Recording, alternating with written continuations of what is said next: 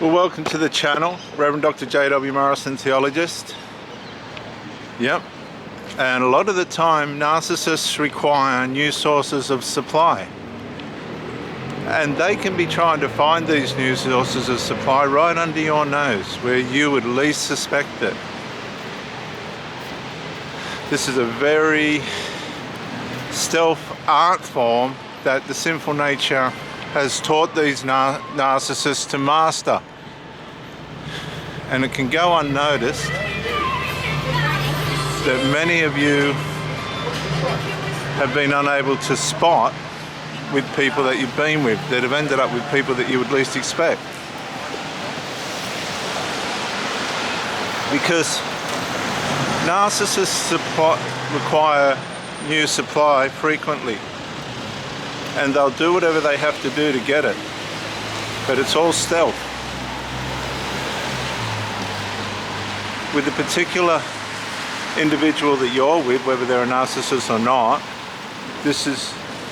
you'll find that these people are very friendly towards outsiders.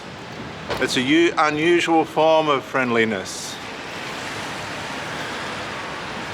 A sort of helpfulness that is more helpful to them than they are to you.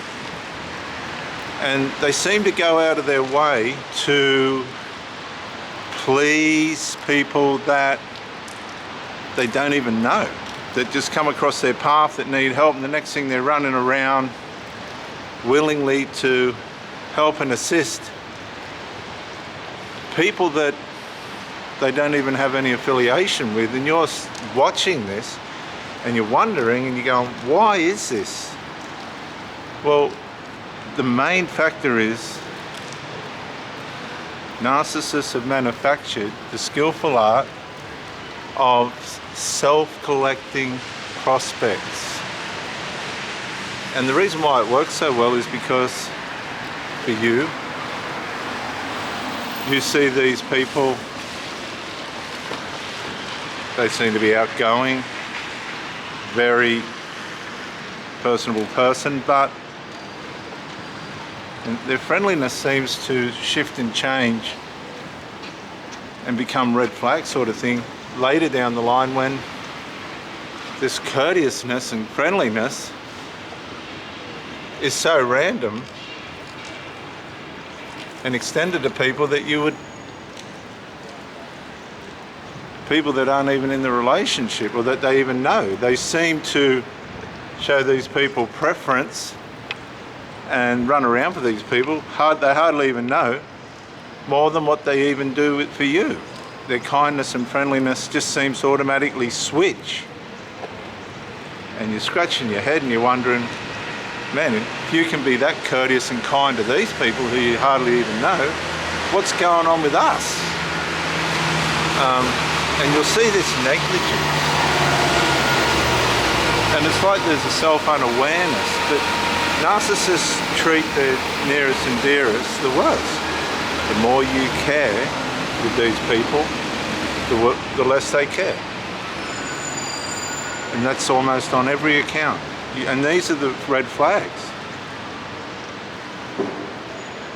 You've already been possessed in their mind. You're the person that they own. You're like the parent, the principal supply. And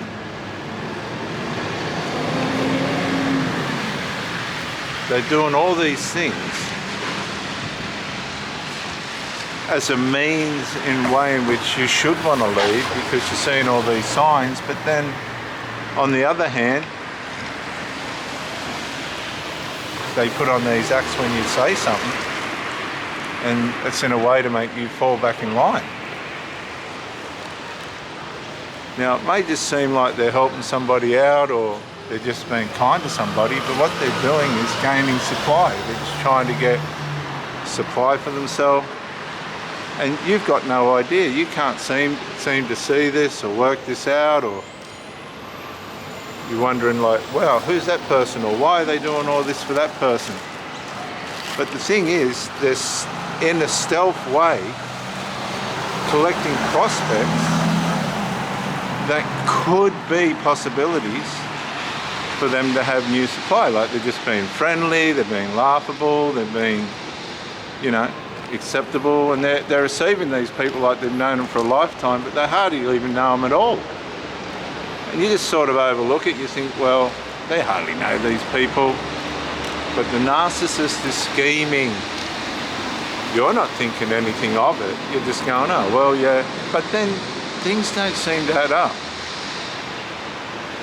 You'll notice somehow or other these people start popping up where you least expect it. You start to think, hang on, this person's burning the candle at both ends. What's actually going on here? So, in a way,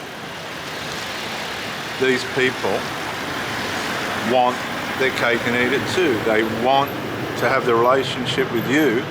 They want to try and keep you there as a means of supply, but these people are looking outside that. That's how the simple nature works. It's never happy.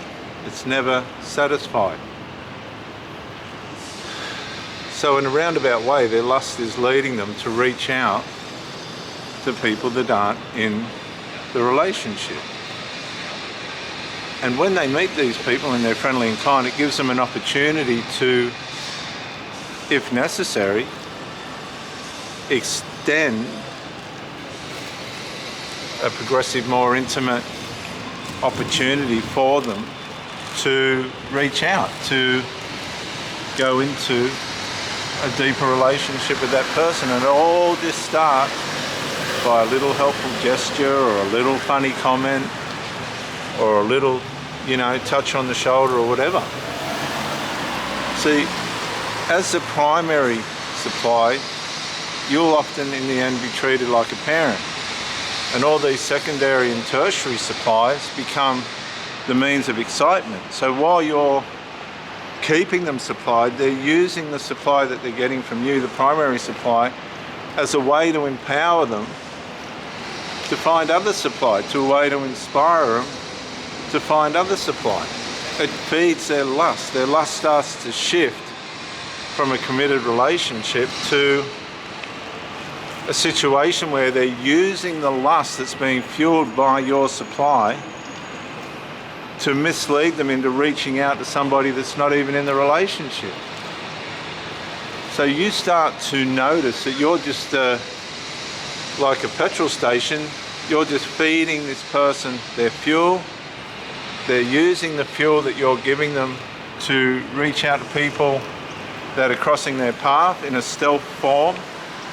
They're in a relationship with you, but they're not telling all these people that. They're just going through the motions and using the power that you're giving them to fuel them and give them confidence to be able to keep the door open enough to make contact with people whose paths they're crossing out of the confidence that they're gaining from being with you.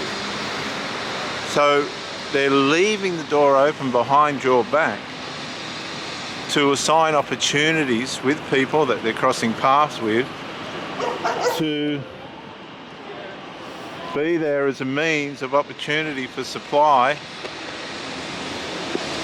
if the opportunity comes about. If things start to fall by the wayside in the primary relationship with you, you're starting to realise something just ain't quite right. Well, these people have assigned themselves options. They're constantly assigning themselves by stealth options behind your back, unbeknownst to you. And that's what they do. So they come and see you, they come and get supply, but when they're out away from you, and this is what these people are so easy to work out, you're just the roommate that they're staying with. You're just the person that they've been dating, or, you know, it's all on the rocks and they're looking to get out of it, or, you know, that's what these people do. And then someone will come along at the right point, at the right time, and the next thing you're wondering what happened. That's deliberate. That's what these people do. And there's nothing you can do about it. They just keep moving forward. When you've been devalued through unresolved or whatever it is, through standards, through confronting issues. You don't know anything about this if you haven't got the knowledge, but if you have got the knowledge and you can read it and see it, then, you know, if you see someone that's in a relationship and they're complaining about how someone is and all that and they're not resolving anything, that's a sign of a narcissist. Because if you get in a relationship with that person, they're going to do the same thing to you in most cases. So you need to be aware, if you're not in a solid relationship and you meet someone, this is what can happen in a short amount of time, and it can happen to anybody.